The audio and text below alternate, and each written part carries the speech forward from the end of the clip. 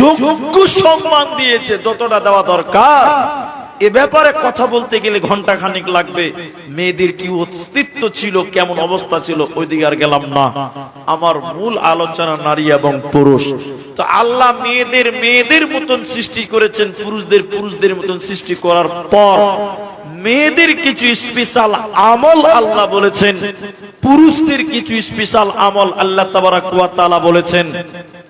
অতএব সে আমলগুলোকে যদি মেয়েরা গুরুত্ব সহকারে মেনে নেয়, পুরুষেরা যদি গুরুত্ব সহকারে মেনে নেয়, দুনিয়াতে তাদের আরাম আয়েশ শান্তি হবে, মরার পর তাদের জান্নাত হবে। বলুন ইনশাআল্লাহ।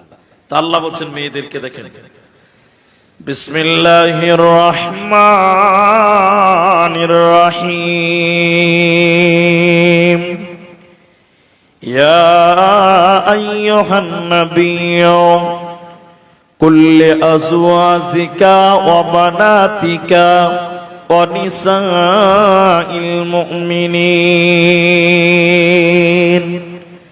আল্লাহ তাবারাক ওয়া তাআলা তার নবীকে বলছেন, নবী আপনি বলে দেন, আজওয়াজিকা আপনার বিবিদেরকে, অবানাতিকা আপনার মেয়েদেরকে আপনি বলে দেন, মুমিনা নারীদেরকে বলে দেন, ওরা যেন চাদরটা তাদের শরীরের উপর দিয়ে বইয়ে নাই, ওরা যেন তাদের ওড়নাটা মাথার বুকের উপর দিয়ে বইয়ে নাই। কারণ এই শরীরটা যেন তারা ঢেকে নাই। তারা যদি এই শরীরটা ঢেকে না নাই, পর্দার ভিতরে যদি না থাকে, আল্লাহ তাদেরকে জাহান্নাম দেবে, ওরা জান্নাতে যাবে না, পাবে না। এজন্য আল্লাহ তাবারাক ওয়া তাআলা বলেন, নবী তুমি বলে দাও তোমার বিবিদেরকে, তোমার মেয়েদেরকে, মুমিনা নারীদেরকে তুমি বলে দাও, ওরা যেন তাদের ওড়না এবং চাদরটা শরীরের উপর দিয়ে বইয়ে নেয়, তারা যেন তাদের আবরুকে ঢেকে নেয়। কারণ না হলে আল্লাহ জাহান্নাম দেবে। মুসলিম শরীফের ভিতরে আল্লাহর নবী বলছেন, শুনেলেন উদয়পুরের বোনেরা, আল্লাহর নবী বলেন দুই প্রকার মানুষকে আল্লাহ জাহান্নাম দেবে। দুই শ্রেণী মানুষ কিয়ামতের দিন জাহান্নাম যাবে। নবী বলেন, আমি বিশ্ব নবী তাদেরকে দেখি নাই, এর মানে নবীর জামানায় তারা ছিল না। দুই শ্রেণী লোক তারা জাহান্নাম যাবে, তারা কারা? প্রথম নাম্বার নবী বলেন, নিসাউন মহিলা, কাসিয়াতুন আরিয়াতুন মুমিলাতুন মাইলাতুন। আল্লাহর নবী বলেন দুই প্রকার মহিলা, ওদেরকে আল্লাহ জাহান্নাম দেবে। ওরা জান্নাত তো দূরের কথা, জান্নাতের ঘ্রাণও আল্লাহ দিবে না, পাবে না, মিলবে না।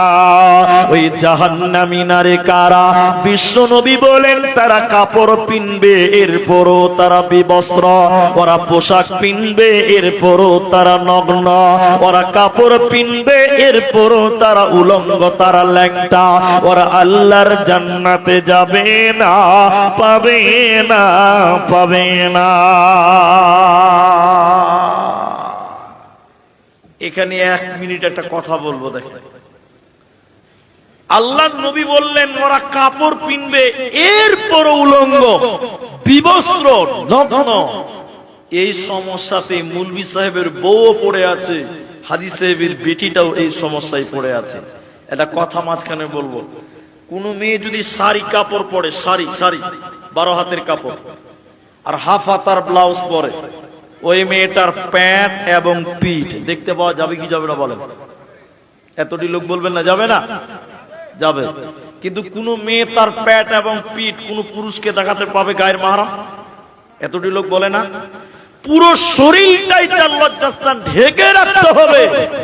যে মেয়ে শাড়ি পরেছে এরপরও পিঠ তার দেওয়ার দেখতে পায়, যে মেয়েটা শাড়ি পরেছে, ব্লাউজ পরেছেন, সয়া পরেছে, এরপরও তার পেট তার দেবর দেখতে পায়, ভাসুর দেখতে পায়, আল্লাহর নবী বলছেন ওই মেয়েটা কাপড় পরার পরেও উলঙ্গ। একবার জোরে বলুন, ঠিক বলেছে না ভুল বলেছে? এখনকার মেয়েরা তাহলে উলঙ্গ না কাপড় পরে আছে? কাপড় পরার পরও উলঙ্গ। আল্লাহ নবী বলছেন তারা পোশাক পিনবে এরপরও উলঙ্গ। আল্লাহ নবী বলছেন জান্নাত তো দূরের কথা, জান্নাতের ঘ্রাণও আল্লাহ তাদের দেবে না। বলুন নাউজুবিল্লাহ। এই হাদিস বলেছে আপনাদের অনেক জালসাতে, মেয়েদের জালসাতে এসে হাদিসটা বললাম। দেখেন মা বোন শুনেন, চলাচল বন্ধ করেন। দক্ষিণ দিনাজপুরের কোন এক গ্রামে, বালুরঘাট অঞ্চলে এলাকা, কোন এক গ্রামে এরকম দেওবন্দি হানাফি ভাইদের জালসাতে বলেছিলাম হাদিস খানা। কয়েকটা মেয়ে ডান দিক বাঁ দিক থেকে উঠে দাঁড়িয়ে বলছে, মুলি সাহেব আজ থেকে শাড়ি কাপড় পিনবো না, যে কাপড় পিনলে পেট এবং পিঠ দেখতে পাওয়া যায় ওই কাপড় পিনবই না। আজ থেকে আমরা নাইটি পরবো, ম্যাক্সি পরবো। নাইটি ম্যাক্সি বুঝেন তো আপনারা? নাইটি পরবো, ম্যাক্সি পরবো। ম্যাক্সি কিংবা নাইটি পরলে তো আর পিঠ আর পেট দেখতে পাওয়া যাবে না। যাবে? এরা বলে না যাবে, যাবে না। আমি বলেছিলাম তাই হোক, নাইটি পরো, ম্যাক্সি পরো। গ্রামের বেশিরভাগ মেয়েরা নাইটি এবং ম্যাক্সি পরছে। পরের বছর আবার জালসায় দাওয়াত করেছে ওই গ্রামে। মসজিদের ইমাম সাহেব বড় আফসোস করে বলছেন, হুজুর আপনার কথা শুনে এলাকার মেয়েরা নাইটি পরে, ম্যাক্সি পরে, কিন্তু দুর্ভাগ্য ওরা শরীর ঢাকতে হবে বুঝে নিয়েছে, ওরা কেউ মাথায় কোনো কাপড় দেয় না। কোনো লাভ হবে? এরা কথা বলে না।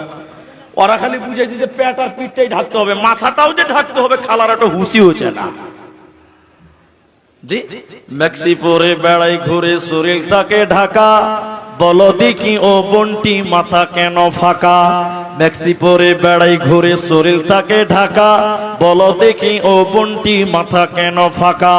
আরো অনেক বন্টি বলেন আমি বড় সতী, পরপুরুষের মুখ দেখি না বাড়ির রাখাল হতি।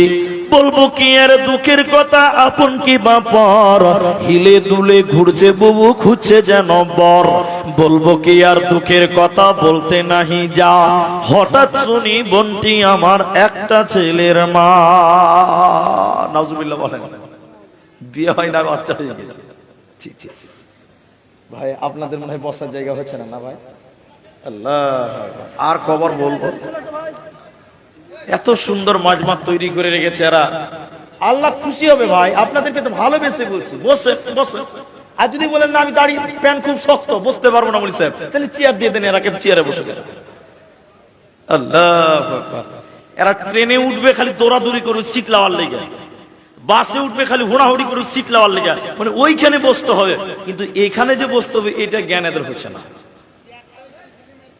যে দেখেন এবার আমার হাদিসটা শেষ করি, বক্তব্য লাইন কেটে যাবে বাবা। তাহলে আল্লাহ বলেন তোমরা চাদরটা দিয়ে তোমরা তোমাদের শরীরকে ঢেকে নাও। কেন? যে তোমরা যদি শরীরকে না ঢাকো, আল্লাহ নবী বলছেন তোমাদের জাহান্নাম যেতে হবে। একটা ডেফিনেশন। নাম্বার 2, নবী বলেন জাহান্নামী নারী কারা, তাদের গুণ কি রয়েছে?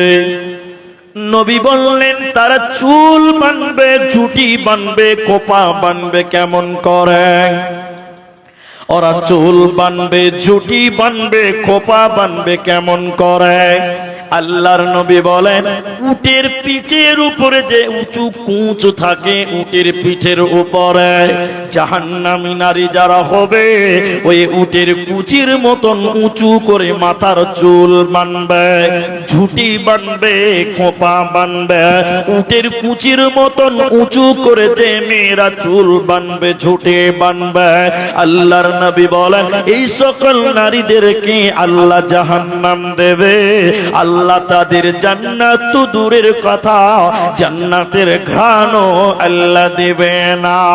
তাই আল্লাহ তাবারক ওয়া তাআলা বলেন নবী হে তুমি বলে দাও তোমার বিবিদেরকে, তুমি তোমার মেয়েদেরকে বলে দাও, মুমিনা নারীগুলোকে তুমি বলে দাও ওরা যেন তাদের শরীরকে চাদর দিয়ে ঢেকে নেয়, ওরা যেন তাদের শরীরকে ঢেকে নেয়, না হলে কিন্তু জান্নাত মিলবে না, পাবে না, পাবে না। এবার একটা উদাহরণ দিয়ে আরেকটা হাদিস পড়ি। এদিকে দেখেন, আমার দিকে দেখেন। আপনারা কলা বুঝেন না কেলা বুঝেন? দুটোই বুঝেন। এদিকের লোক আসামে যায় না নাকি ভাই? যায় না? না, এখানকার কেউ আছে আসামে গেছে এরকম লোক? কেউ চায় না। আপনার দিকে তো মাখ না আছে, তো আসামে কেন যাবে?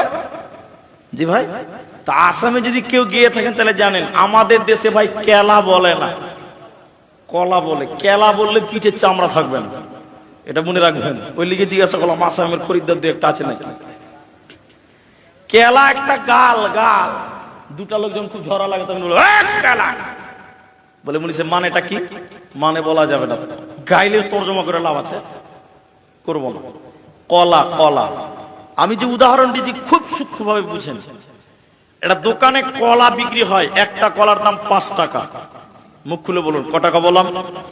মাশাআল্লাহ, সবাই বলবেন তার আরো ভালো লাগবে। দোকানদারের নাম জমিরুল, প্রতিদিন কলা বেচে 5 টাকা করে।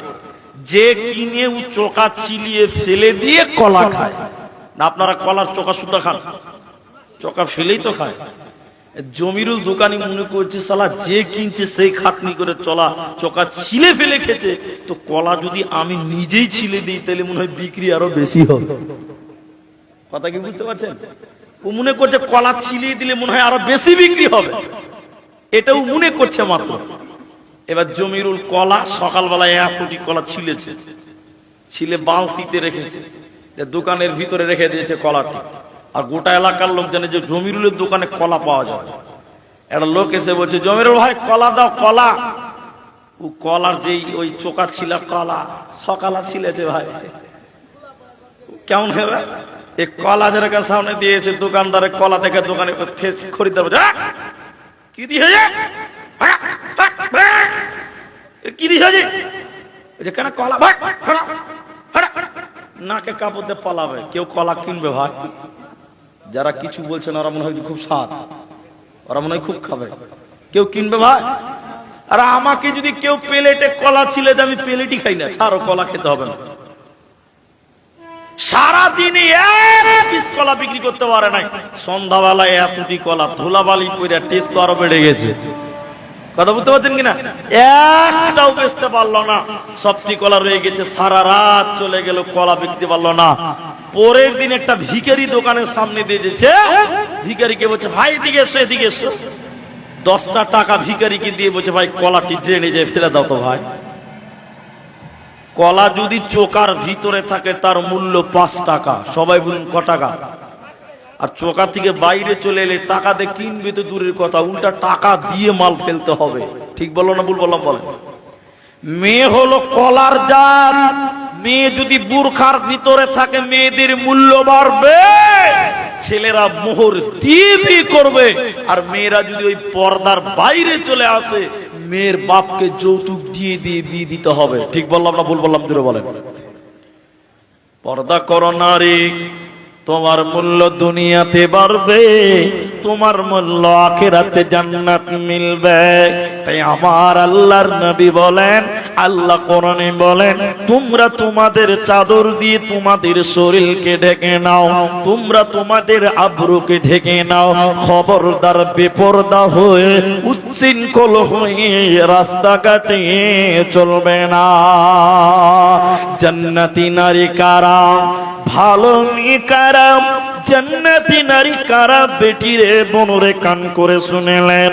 আল্লাহর নবী বলেন, আল মারআতু ইযা সাল্লাত খামসাহা, যে মেয়েটা 5 ওয়াক্তের নামাজ কায়েম করবে ওই মেয়েটাকে আল্লাহ জান্নাত দিবে। ওই মেয়েটার কোনো চিন্তা রবে না, রবে না, রবে না।